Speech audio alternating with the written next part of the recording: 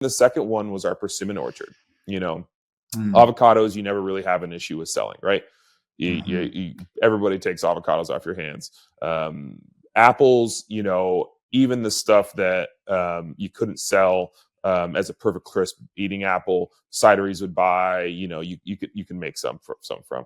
But the persimmons had this really interesting in between, in which they were one of the most productive tree crops on the property. They use the same amount of water per acre for our persimmon orchard in a year as the avocados did in a week.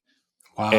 And they had a bumper crop every year. They had very little in the way of pests, and they're just this amazing, sweet, nutritious superfood. And I use that just because of the history of persimmons throughout cultures throughout Asia, China, Japan, Korea, and what they were representing.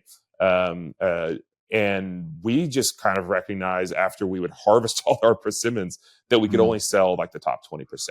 You know, we're sitting there polishing for Whole Foods, polishing for this market, and you get this perfect flat. That's all people want. Maybe there's some purchases for the tablescape, you know, during the holidays. And the rest, there's really something to be said for the fact that you don't have any regional processing to value add. Right. So that kind of sent us down this rabbit hole of value-added production. We started selling it to a distillery, making a persimmon brandy, and ultimately kind of tripped into a realization as they left a 5-gallon bucket of fermenting persimmons on the floor of their distillery.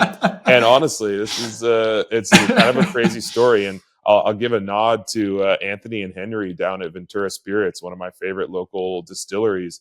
And they called me like, "You got to get down here. Like, this persimmon vinegar is amazing." The persimmon vinegar just checked a lot of the boxes for us. It was something that, like I said, had a natural preservation process because it was fermented, had almost an indefinite shelf life outside the cold chain. They're still finding, you know, clay carafes of vinegar at the bottom of the ocean in sunken ships or in, you know, tombs and stuff like that thousands of years later, and it's still vinegar.